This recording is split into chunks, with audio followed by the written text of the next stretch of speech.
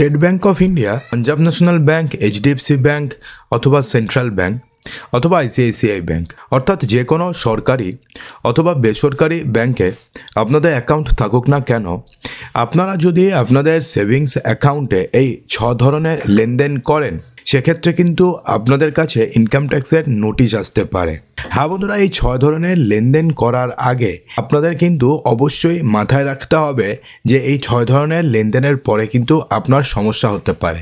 তো কোন 6 ধরনের লেনদেন আপনারা করবেন না সেটা জানার পূর্বে চলুন আরও একটা ইম্পর্টেন্ট নিউজ আপনাদেরকে জানিয়ে দিই। এটা হচ্ছে পাঞ্জাব ন্যাশনাল ব্যাঙ্কে যদি আপনাদের অ্যাকাউন্ট থাকে তাহলে সেক্ষেত্রে 23শে জানুয়ারির মধ্যে আপনাকে অবশ্যই মনে করে এই কাজটিকে সেরে ফেলতে হবে, অন্যথায় কিন্তু আপনাকে সমস্যার মধ্যে পড়তে হবে। হ্যাঁ বন্ধুরা, পাঞ্জাব ন্যাশনাল ব্যাঙ্ক জানিয়েছে যে রিজার্ভ ব্যাঙ্ক অফ ইন্ডিয়ার নির্দেশিকা অনুযায়ী সমস্ত গ্রাহকদের জন্য কেওয়াইসি আপডেট করানোটা হচ্ছে বাধ্যতামূলক। ব্যাঙ্ক গ্রাহকদের বলছে যে প্রতিটি গ্রাহক যেন আগামী 23শে জানুয়ারি 2025-এর মধ্যে তাদের কেওয়াইসি আপডেট করে নেন যাতে তাদের অ্যাকাউন্ট সঠিকভাবে পরিচালনা করা যায়। এটি সেই গ্রাহকদের জন্য প্রযোজ্য হবে যাদের অ্যাকাউন্ট কেওয়াইসির 30শে সেপ্টেম্বর 2024-এর মধ্যে করানোর দরকার ছিল কিন্তু তারা করাননি। তো সেই সমস্ত গ্রাহকদের আগামী 23শে জানুয়ারি 2025-এর মধ্যে তাদের যে কেওয়াইসি অবশ্যই করিয়ে নিতে হবে, অন্যথা কিন্তু তাদের অ্যাকাউন্টটিকে বন্ধ করে দেওয়া হবে, অর্থাৎ সেই অ্যাকাউন্টে কোনো টাকা ডিপোজিটও হবে না, কোনো টাকা উঠবেও না। তো সেক্ষেত্রে আপনাদের সমস্যা হবে, টোটাল ফ্রিজ হয়ে যাবে। তো সেক্ষেত্রে আপনারা যদি না চান তাহলে 23শে জানুয়ারির মধ্যে আপনারা করে দেবেন। তো কেওয়াইসির জন্য আপনাকে কী করতে হবে? কেওয়াইসির জন্য আপনাকে আপনার পরিচয়ের প্রমাণ, ঠিকানার প্রমাণ, সাম্প্রতিক ছবি, প্যান কার্ড অথবা ফর্ম 60, যে কোনো একটা, প্যান কার্ড থাকলে প্যান কার্ড, না থাকলে ফর্ম 60, আয়ের প্রমাণ, মোবাইল নম্বর যদি না থাকে বা অন্য কোনো কেওয়াইসি তথ্য যে কোনো শাখায় আপনি জমা দিতে পারেন। মনে রাখবেন Aadhaar card, voter card, PAN card না থাকলে ফর্ম 60। কোথায় পাবেন? ব্যাংকে গেলে পেয়ে যাবেন। এছাড়া একটা রিসেন্ট একটা পাসপোর্ট সাইজের ছবি দেবেন, তাহলে হয়ে যাবে। অথবা যদি আপনি চান যে আপনি ব্যাংকে যাবেন না, বেকার ঝামেলায় যাবেন না, তাহলে আপনি পিএনবি ওয়ানের মাধ্যমে আপনি এটি করতে পারবেন।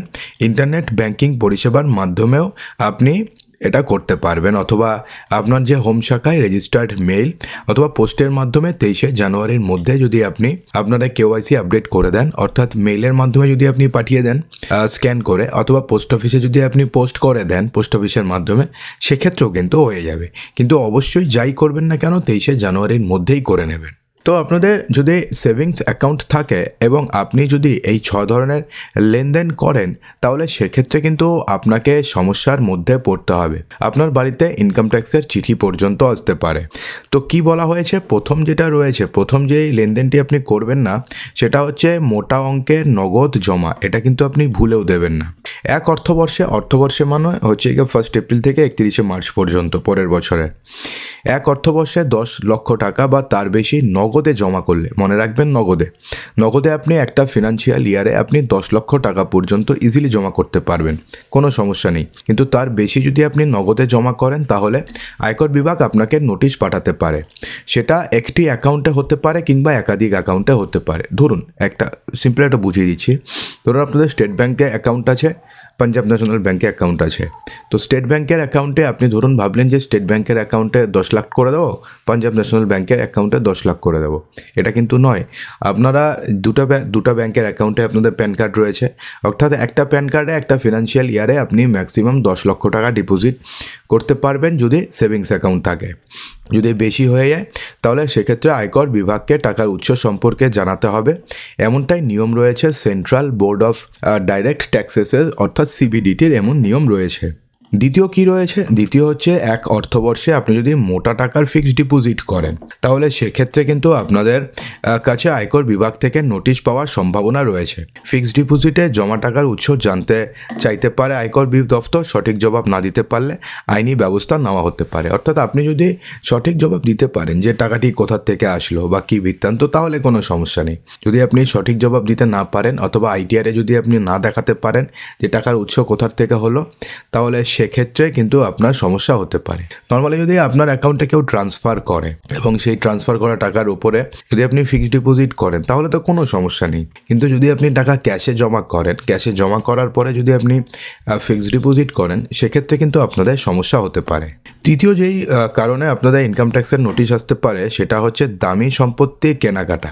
হ্যাঁ বন্ধুরা, কেউ যদি এক অর্থবর্ষে বাড়ি বা রিয়েল এস্টেটে 30 লক্ষ টাকার বেশি কেনাকাটা করেন তাহলে নোটিশ পাঠাতে পারে আয়কর বিভাগ।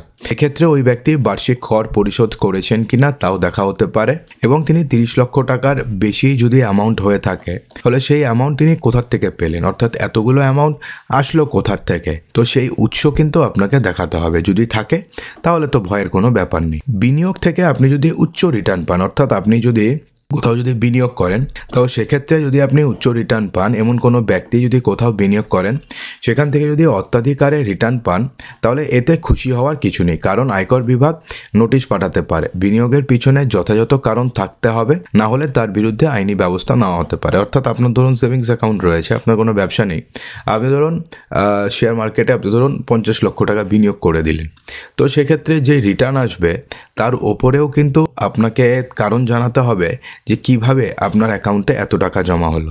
এরপরে যেটা রয়েছে সেটা হচ্ছে বিলাসবহুল পণ্য এবং পরিষেবা ক্রয়। হ্যাঁ বন্ধুরা, বিলাসবহুল পণ্য বা দামি পরিষেবার জন্য কেউ যদি মোটা টাকা খরচ করেন তাহলেও আয়কর বিভাগ আপনাকে নোটিশ পাঠাতে পারে। খরচ যদি ঘোষিত আয়ের থেকে বেশি হয় বা যদি ঘোষিত আয়ের সঙ্গে সামঞ্জস্যপূর্ণ যদি খরচ না হয় তাহলে সেক্ষেত্রে কিন্তু আপনাকে কারণ ব্যাখ্যা করতে হবে।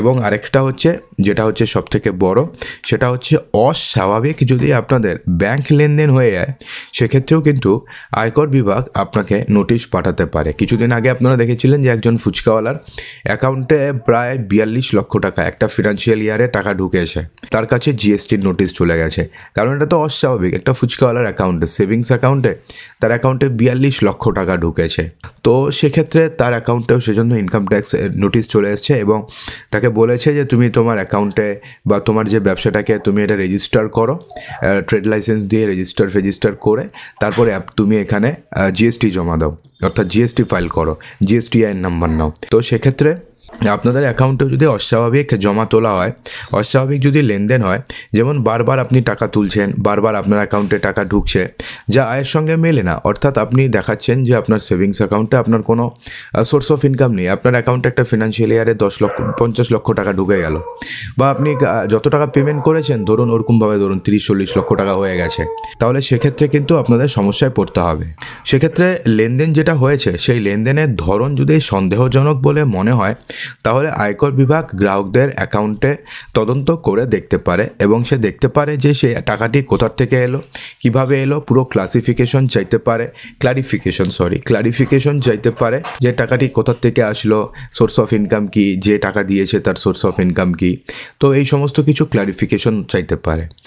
এছাড়াও আরও বেশ কয়েকটি, যেমন ধরুন আপনি যদি এছাড়া এই কারণেও কিন্তু আপনাদের ইনকাম ট্যাক্সের নোটিশ আসতে পারে, সেটা হচ্ছে বিদেশে সম্পদ যদি আপনি কেনেন এবং আপনার যদি কোনো সোর্স অফ ইনকাম না থাকে তাহলে সেক্ষেত্রে কিন্তু আপনাদের কাছে ইনকাম ট্যাক্সের নোটিশ কিন্তু আসবেই আসবে। কেউ যদি এক আর্থিক বছরে 10 লক্ষ টাকার বেশি বিদেশি বিনিয়োগ করে বা বৈদেশিক মুদ্রা বা ট্রাভেলার্স চেক অথবা ডেবিট বা ক্রেডিট কার্ড দিয়ে কিছু যদি কেনাকাটি করে তাহলে সেক্ষেত্রে আয়কর বিভাগের নোটিশ তার বাড়িতে পৌঁছাতেও পারে। এছাড়া যদি 10 লক্ষ টাকার বেশি মিউচুয়াল ফান্ড অথবা ডিবেঞ্চার যদি কেউ কেনে, অর্থাৎ 10 লক্ষ টাকা অথবা তার বেশি যদি মিউচুয়াল ফান্ড একটা বছরে অর্থাৎ ফিনান্সিয়াল ইয়ারে যদি মিউচুয়াল ফান্ড, ডিবেঞ্চার বা বন্ড কেনেন তাহলে আয়করের নোটিশ তার বাড়িতেও আসার সম্ভাবনা রয়েছে। এছাড়াও যদি কোনো লোক যদি জুয়েলারি কিনেন প্রচুর এক বছরে একটা ফিনান্সিয়াল ইয়ারে, সে যদি 30 লক্ষ টাকার বেশি ক্যাশে সে যদি জুয়েলারি কিনে এবং সেটা যদি তার প্যান কার্ডের সাথে লিঙ্ক হয়ে যায়, নর্মালি তো আপনি যখন জুয়েলারি কিনতে যাবেন তখন আপনার প্যান কার্ডের নম্বর চাইবে এবং আপনি কিন্তু 1,99,000 টাকার বেশি আপনি কিন্তু ক্যাশে জমা দিতে ক্যাশ দিতে পারবেন না, তারপর আপনাকে চেকই দিতে হবে। তো 1,99,000 করে করে করে করে যদি 30 লক্ষ টাকা পার হয়ে যায় একটা ফিনান্সিয়াল ইয়ারে, তাহলে সেক্ষেত্রে কিন্তু আপনাদের কাছে ইনকাম ট্যাক্সের নোটিশ আসতে পারে। তো বন্ধুরা, আশা করব যে ভিডিওটিতে আপনাদের সমস্ত কিছুই সঠিকভাবে বোঝাতে পেরেছি। যদি ভালো লেগে থাকে তো লাইক করবেন, বন্ধুদের মাঝে প্রচুর শেয়ার করবেন এবং চ্যানেলটিকে সাবস্ক্রাইব অবশ্যই করবেন।